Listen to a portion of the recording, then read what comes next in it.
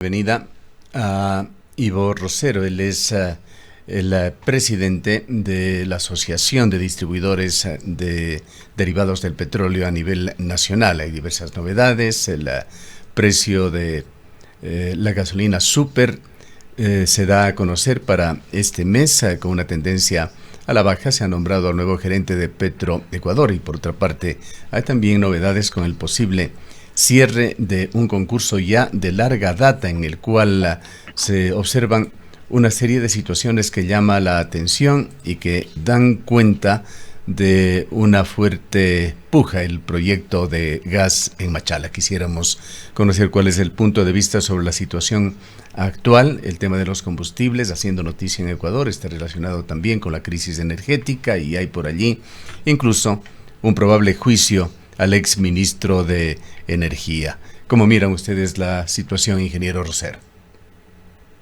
Muy buenos días, Gustavo, y por su intermedio, un saludo a su distinguida audiencia.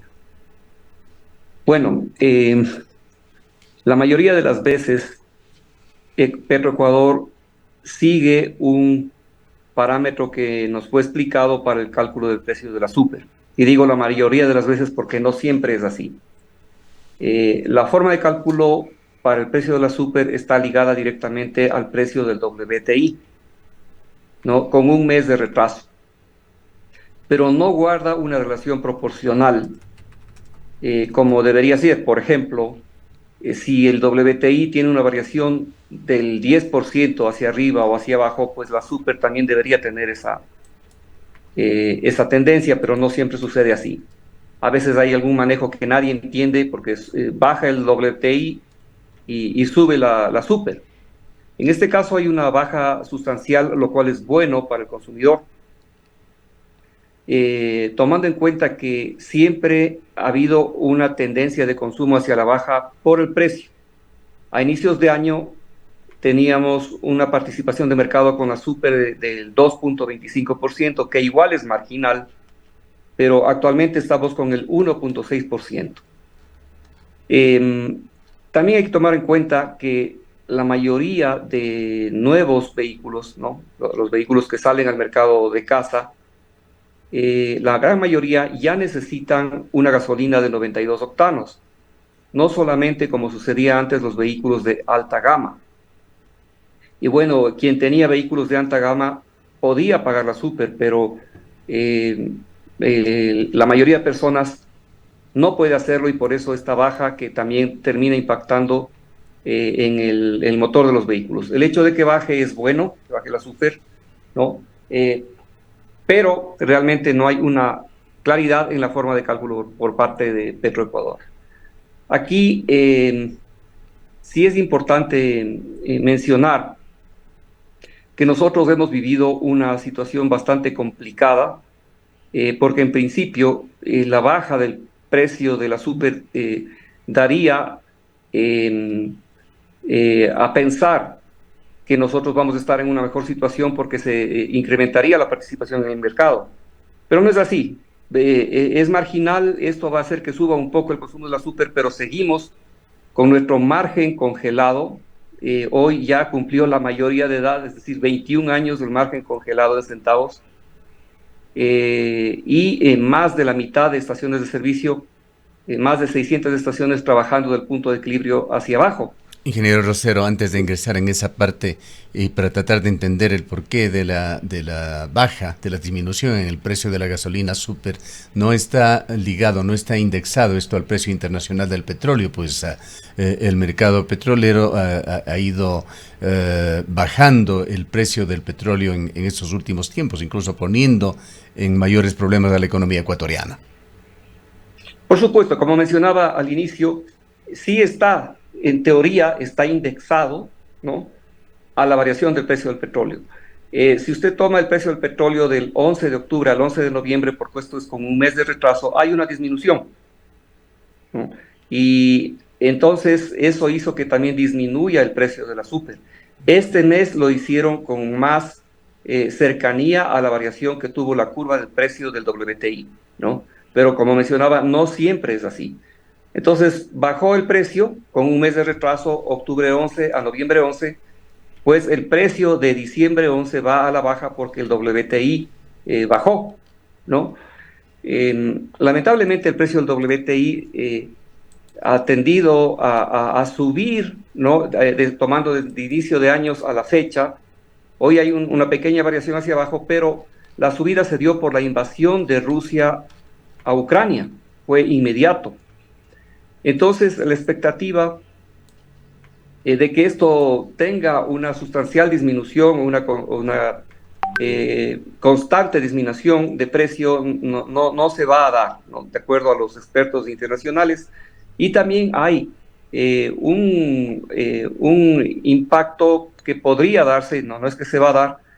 Recordemos que el problema de la Franja de Gaza no está resuelto, ¿no? El tema es muy grave, y si esto se complica, por el estrecho de Hormuz circula el 30% del petróleo a nivel mundial.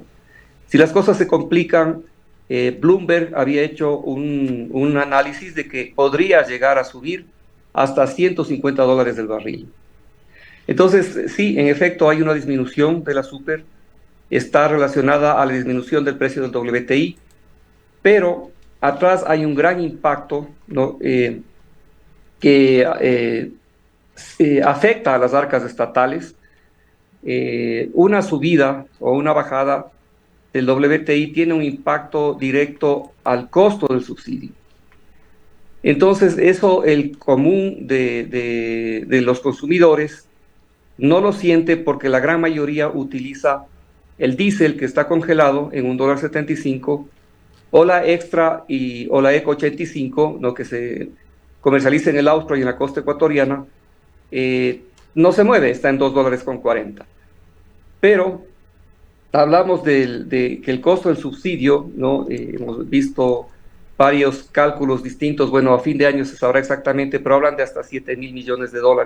Esto es insostenible si tomamos en cuenta, ¿no?, que la caja fiscal que recibió el nuevo gobierno del presidente Noboa estaba con $178 millones, que no es nada, ¿no? Y tuvo que financiarse en $190 millones con un préstamo de la CFN para pagar sueldos.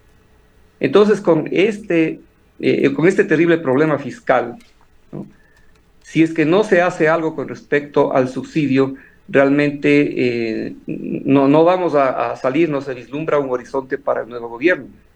La solución, parte de la solución, es muy clara. Tiene que aplicarse la focalización, pero no como estuvo concebida en la firma del Acta de Paz que se dio en el 2022, en junio de 2022, porque esto era una camisa de fuerza que se pusieron los propios indígenas. Lamentablemente estaban muy mal asesorados, ya que los asesores realmente eran vendedores de software. Increíble. Entonces, nosotros hemos dado una solución que realmente es más enfocado, es una focalización, pero basada en una compensación. Entonces, ¿de qué se trata? Es la emisión, hemos hablado de esto anteriormente, pues emitir tarjetas de débito, ¿no?, en la que se acredita mensualmente al focalizado el valor que hayan acordado con las organizaciones sociales. Me invento $50. Entonces, la persona, el focalizado, se acerca con esa tarjeta de débito y en cualquier parte del país, incluso donde no hay un internet de alta velocidad, sí hay data fast, ¿no?, que funcionan en esos sectores con línea de CNT. Y se le atiende hasta que se le acabe su saldo, ¿no? Si se le acaba, tendrá que pagar el precio normal y si no, esperar al próximo mes. Aplicación inmediata, cero costo para el Estado. Esto generaría un ahorro gigantesco, ¿no?, para el Estado en cuanto al costo del subsidio, y adicionalmente lograríamos que el beneficio llegue al más necesitado, porque el problema de los subsidios es que normalmente no llega al más necesitado. ¿Qué sucedió, rememorando un poquito, ingeniero Rosero, qué pasó con el gobierno de Lasso, que no dio pasos con respecto a la focalización de los subsidios, a pesar de haber estado presionado por poderosos sectores sociales? La CONAIE, los sectores indígenas exigían que se focalice. Lasso no aprovechó la oportunidad y terminó su gobierno sin realizarlo. Al momento tenemos una imagen sumamente preocupante para el país. El gobierno ecuatoriano, Ecuador como Estado, no es sujeto de crédito, está en muy malas condiciones con un altísimo riesgo país. Compromisos del presidente Noboa de no subir impuestos, que además tiene que considerarse mucho dada la difícil situación que atraviesan todos los ecuatorianos. Las reservas internacionales, hay amenazas de que se están utilizando ya y que podría esto hacerse mucho más radical, pues está contemplado dentro de este proyecto económico urgente que analiza la Asamblea, utilizar prácticamente unos 700 millones de dólares. Son de alguna manera, digamos que soluciones parches a las que está acudiendo el gobierno, mientras hay sectores que sugieren que la focalización de los subsidios sería una forma práctica de aliviar esta crisis fiscal que está generando muchísimo daño al país. Ingeniero, yo quisiera añadir a lo que dice Gustavo respecto de qué se hizo. En realidad, ¿cuánto se avanzó? Recordamos que a mediados del 2022 el gobierno de Lasso dijo que ya para septiembre de este 2023 se iba a arrancar con esta focalización de subsidios, que además fue uno de los 18 acuerdos a los que se llegó con el sector indígena para poder levantar esta medida. Conocemos que se dieron algunas mesas, algunos acercamientos, pero ¿cuánto mismo se avanzó? ¿Cuánto conoce usted respecto de esto? ¿Cuáles fueron los conflictos en que no pudimos ponernos de acuerdo? Porque al parecer existe ya una conciencia del país entero de la necesidad de que estos subsidios sean focalizados. Claro, es una muy buena pregunta. Realmente lo que hubo es un engaño, ¿no?, sucesivo a nuestro sector. A partir de marzo, muy rápidamente me referiré, en una reunión con el ex ministro Pablo Arosemena y también Fernando Santos con su equipo, ya nos dieron la razón, ¿no? Nuevamente sí, ustedes necesitan un ajuste. Se habló incluso de los números, se hicieron muchas mesas técnicas y nos siguieron engañando, ¿no? Porque supuestamente en ese mes iba a salir en marzo el decreto ejecutivo para que arranque la focalización. Nunca sucedió. Por julio y agosto, que nosotros ya hicimos un nuevo plantón, ¿no?, porque no sucedía nada, en el 26 de julio nos dicen, sí, ahora sí vamos a sacar el decreto para septiembre, y nosotros les creímos. Y se hicieron, como usted menciona, varias mesas técnicas. Se prolongaron hasta septiembre. Nosotros hicimos 4 propuestas, ¿no? 2 de ellas realmente a 0 costo para el Estado. Hablábamos del blending, ¿no?, que pienso que es una buena alternativa que podría tomar el presidente Noboa, que no es otra cosa que la mezcla del combustible, ¿no?, que se hace en Estados Unidos, se hace en Chile. Hay dispensadores que se llaman blenders, que usted elige. Por ejemplo, quiero mezclar una gasolina de 88 octanos con una de 98, y el dispensador ya le saca mezclado el combustible, ¿no? Entonces, esta alternativa, este proyecto, que tampoco le costaría nada al Estado, le generaría cerca de 300 millones de dólares, de donde saldrían los recursos para el ajuste a nuestro margen, que está congelado 21 años, ¿no? Entonces, supuestamente ya en estas mesas que estaban conformadas por varias carteras de Estado, estaba la Subsecretaría de Gobernabilidad, estaba la Secretaría Jurídica de la Presidencia, el Ministerio de Finanzas, el Ministerio de Energía, las ARC, etcétera. Se preseleccionan 2 alternativas para que el expresidente Guillermo Lasso tome la decisión. Pero igual nos engañó, no se dio la reunión y peor aún, fuimos perseguidos, ¿no? Desde julio de este año se establecieron cupos, recordará usted, a 455 estaciones bajo el supuesto de que había un desvío al sector camaronero, ¿no?, que nunca fue comprobado, del diésel. ¿Cómo puede haber camaroneras? Por ejemplo, en Quito hay 89 estaciones sancionadas hasta el día de hoy que les pusieron cupos del diésel. ¿Cómo puede haber camaroneras en Cuenca, en Napo, en Ambato, en Ibarra? Es un disparate. Nosotros incluso hicimos una acción de protección ¿no? Ya, solamente para ir un poco Lamentablemente, más rápido por la falta de tiempo, y perdóneme la interrupción, pero ¿qué tan factible ve usted que el gobierno de Noboa pueda asumir este tema con seriedad? nosotros tenemos esperanza que tome una acción por el bien del país. No se trata solamente, en nuestro caso, del ajuste al margen. La focalización es uno de los mecanismos como para solucionar rápidamente la caja fiscal y que el país tenga un horizonte.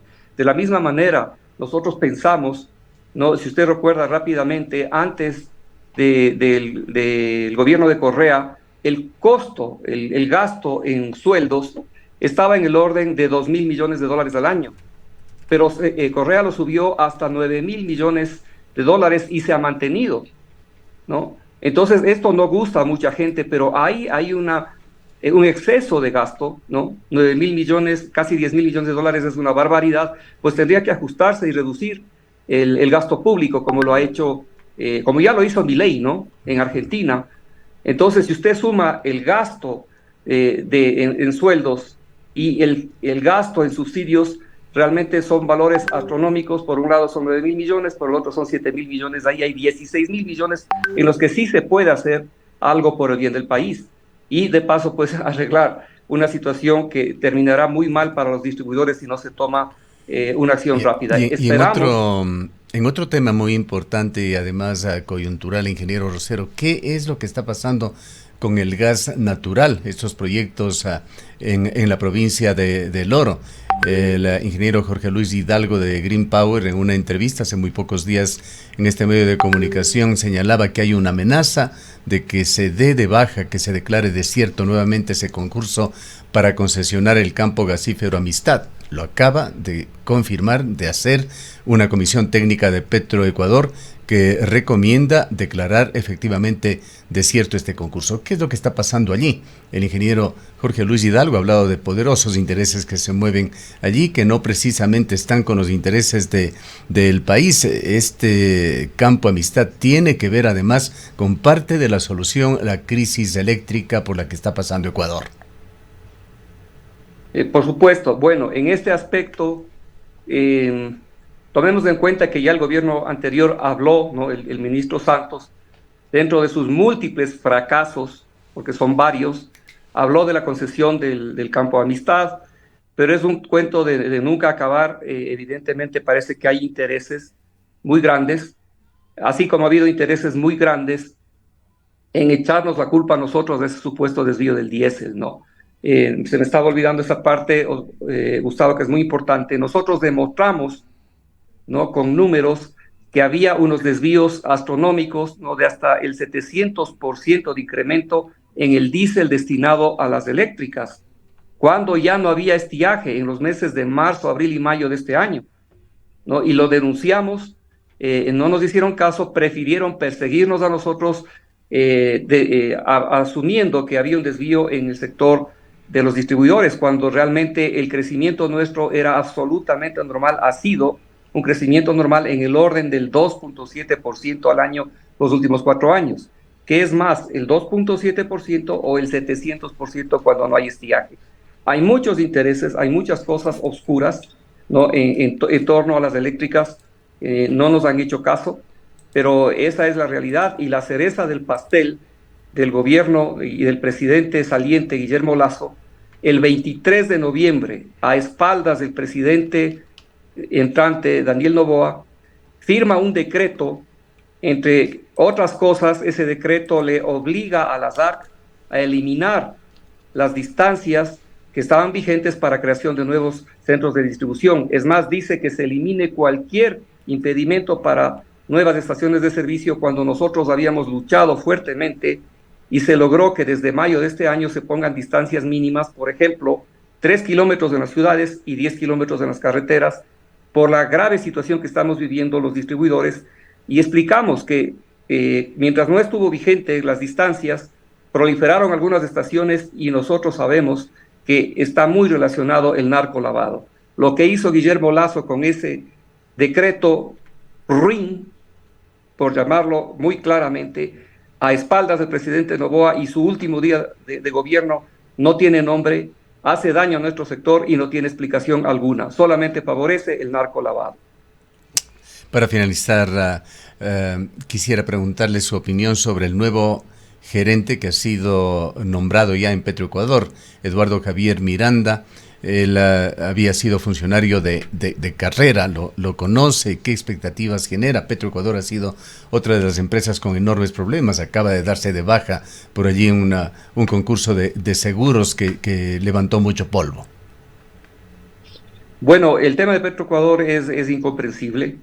Estábamos viendo el historial, creo que de los últimos 9 gerentes, algunos duraron 15 días, otros 2 meses, 3 meses. Eso hace mucho daño a cualquier empresa. El tema es complejo. Recordemos que se intentó hacer una auditoría internacional, se convocó a un concurso para tener balances claros respecto a Petroecuador, pero ninguna de las grandes firmas multinacionales de auditoría quiso entrar a hacer el análisis. No existen, no existen balances, como lo dijo varias veces el fracasado ministro Santos Alvite, que tanto daño nos hizo, ¿no? Que cambió su posición contra nosotros y nos persiguió, pero él lo dijo varias veces, realmente no había balances en Petroecuador. Esperamos que el nuevo gerente, ojalá dure un tiempo suficiente como para que pueda hacer una gestión, ¿no? Pero realmente el historial de la permanencia, de la estabilidad de los gerentes de Petroecuador es desastrosa, ¿no? Como se publicó ayer en uno de los medios de comunicación. Bien, ¿y qué expectativas en definitiva le va generando este gobierno, ingeniero Rosero, en cuanto a las medidas iniciales, a los funcionarios que se han nombrado? ¿Qué es lo que se perfila en el sector? Bueno, nosotros tenemos esperanzas, ¿no? Es un equipo bastante joven, se le critica por falta de experiencia, ¿no? A la mayoría de posiciones altas en los ministerios, pero tenemos esperanza. Nosotros hemos puesto cartas, inmediatamente subió el presidente Noboa para que se nos atienda, ya que lo nuestro estaba a puertas de una decisión presidencial, ¿no? Entonces todo ese trabajo arduo, ¿no? de casi 2 años no puede quedar en la nada. También pedimos cita con la ministra Arrobo, ¿no? Pero hasta el día de hoy no nos han respondido. Esperamos que se nos atienda. Es un tema crítico para el país. Tenemos propuestas que pueden ayudar en forma inmediata a solucionar la crisis fiscal y realmente que se enteren de mano de los distribuidores, que somos los principales operadores de la venta de este producto estatal que son los combustibles. Realmente creo que podemos aportar. Nosotros pensamos que podemos aportar con ideas y con soluciones, porque lo hemos hecho por el bien del país. Bien, le agradecemos mucho por habernos atendido. Con mucho gusto y un saludo a su distinguida audiencia, Gustavo. Declaraciones del ingeniero Ivo Rosero, el expresidente de la Cámara de Distribuidores de Derivados de Petróleo de Ecuador. Son las 8:06.